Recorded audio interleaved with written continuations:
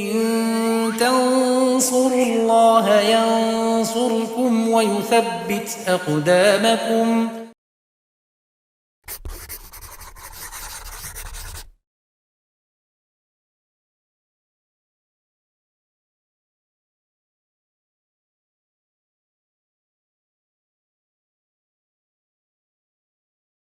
Bismillahirrahmanirrahim. Assalamualaikum warahmatullahi wabarakatuh.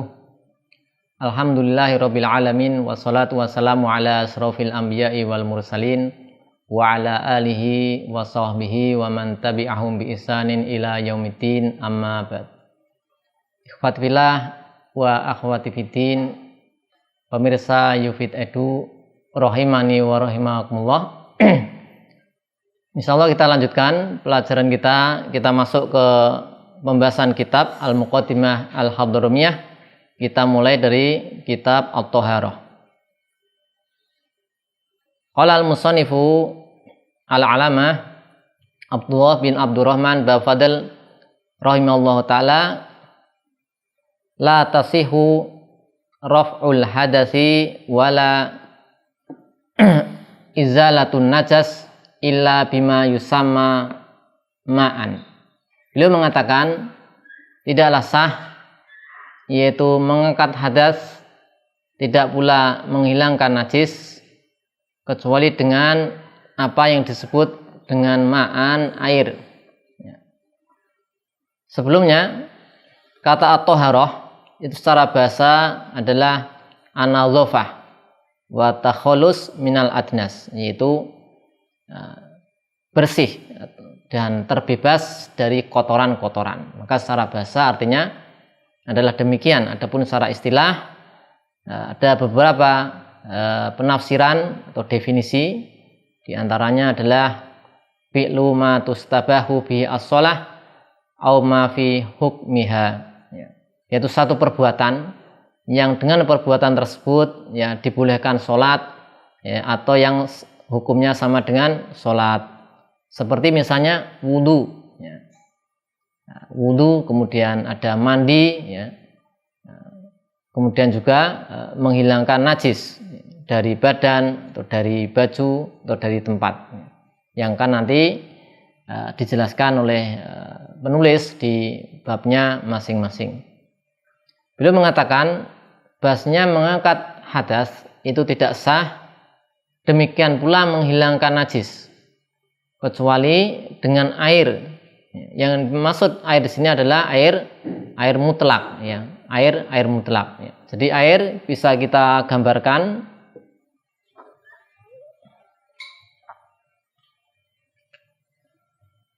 alma, bisa kita bagi. Yang pertama ada ma at-tahur,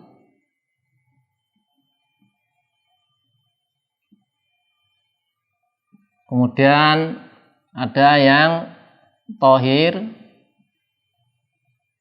kemudian ada yang mutanajis.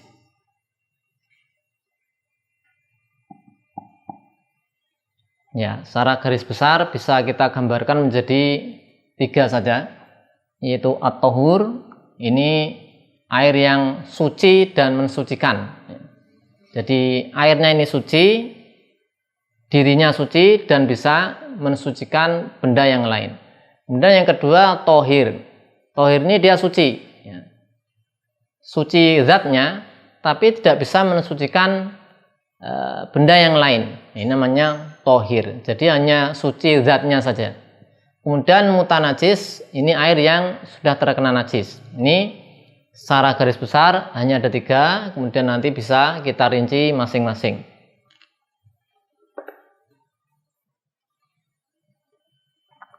Wala tasihu raf'ul hadas wala izalatun najas illa bima yusama ma'an.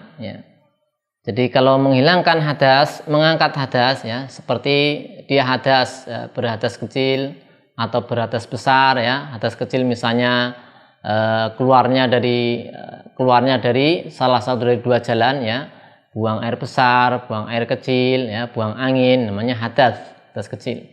Kemudian ada hadas besar, misalnya keluar mani dan seterusnya.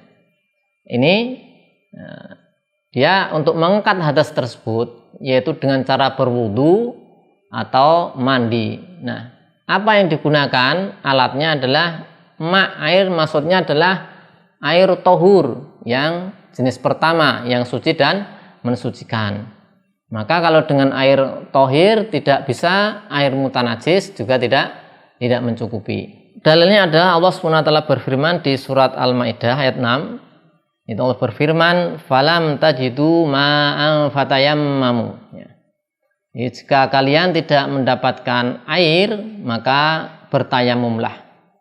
Ya, sehingga di sini maksud dari air di sini adalah air mutlak, ya, adalah air mutlak. Kalau tidak mendapatkan air mutlak, maka bertayamumlah.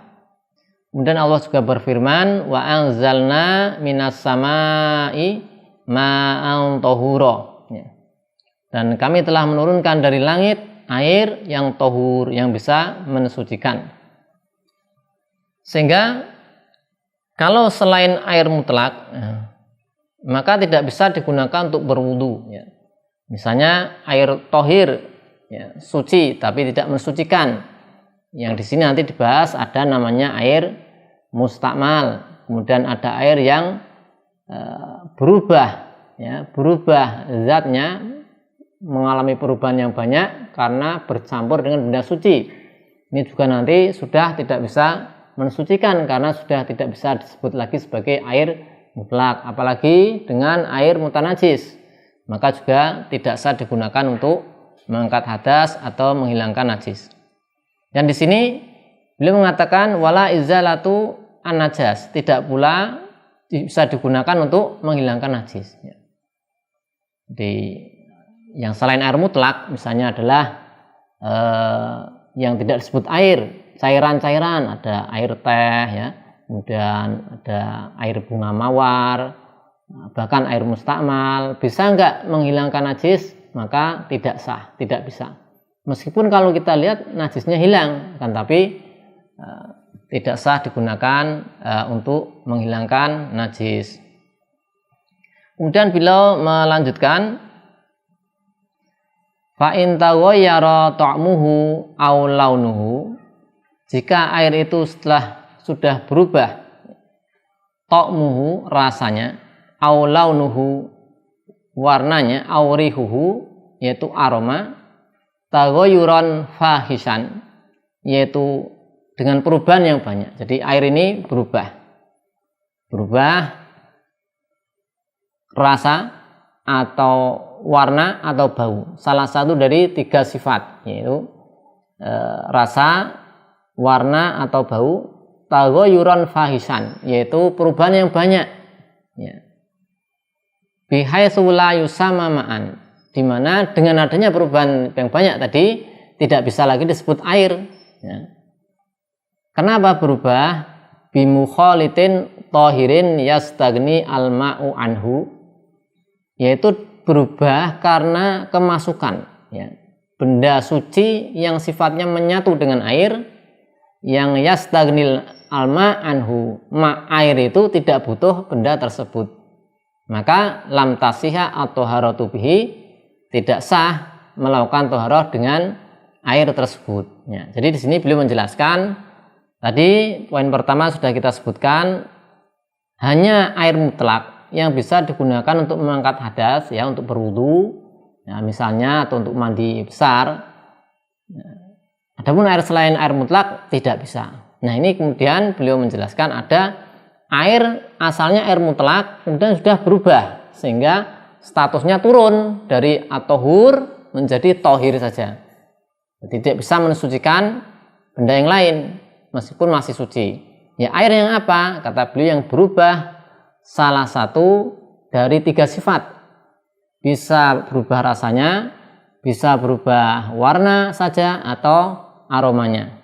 Kemudian perubahannya harus banyak, ya. Misalnya kita punya air, ya, satu ember misalnya, air mutlak, ya. Kemudian kemasukan misalnya deterjen, ya.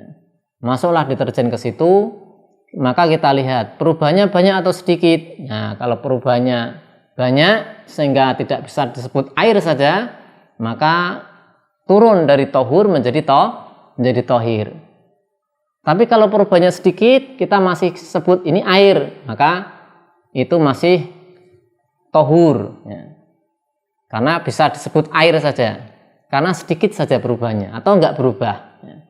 Tapi kalau perubahannya banyak, kita sebut air deterjen, maka turun dari tohur menjadi tohir, suci, karena kemasukan deterjen masih suci, kan, tapi tidak bisa digunakan untuk bersuci.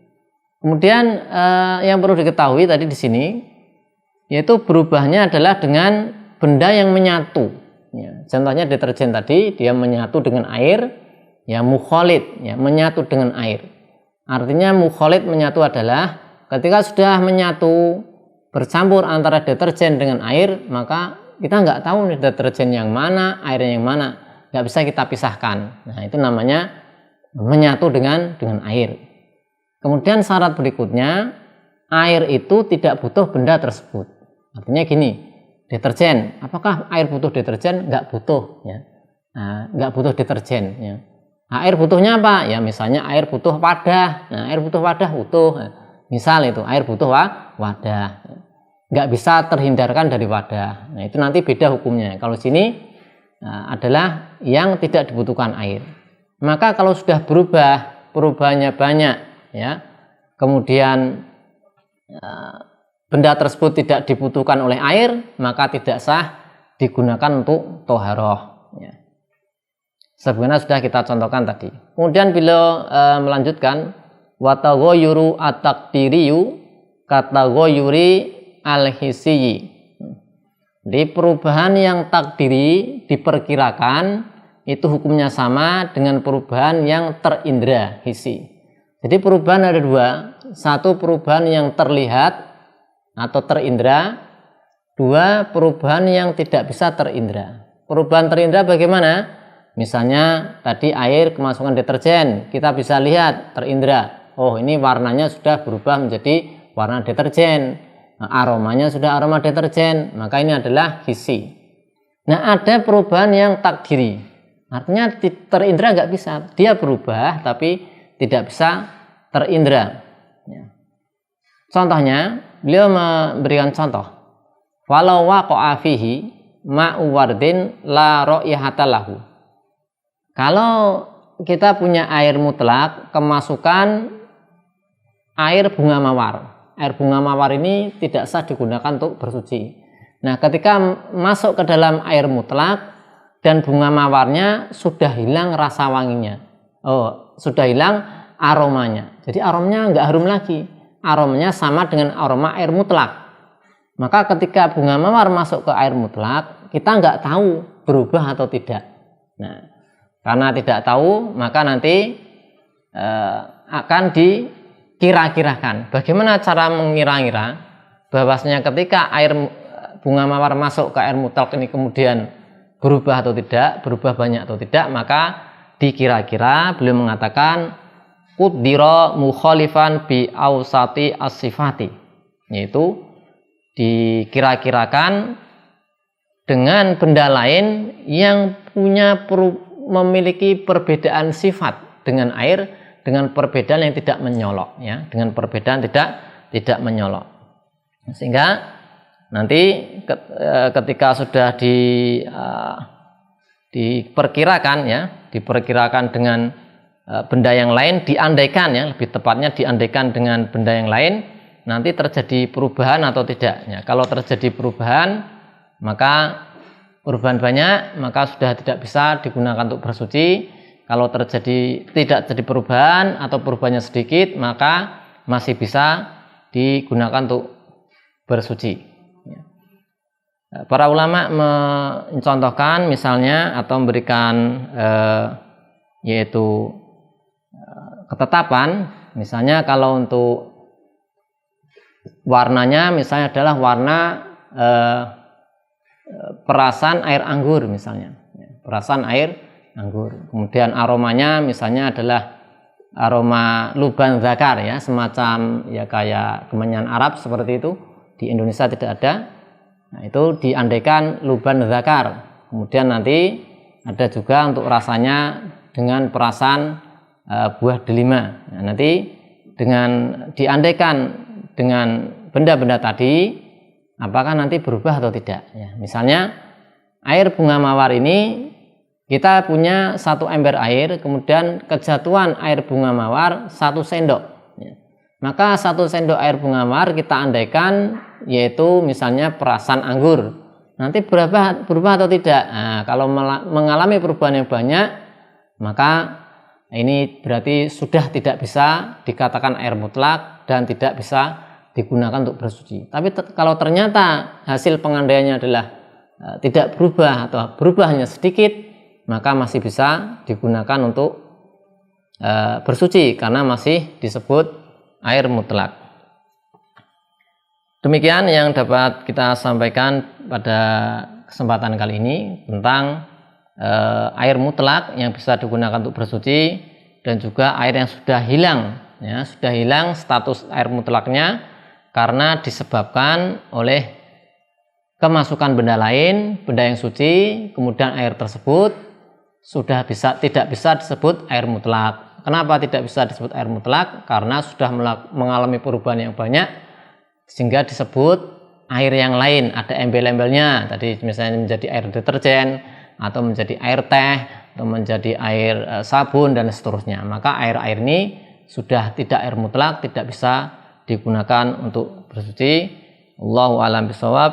Shallallahu ala sayyidina Muhammadin wa ala alihi wasallam. Assalamualaikum warahmatullahi wabarakatuh.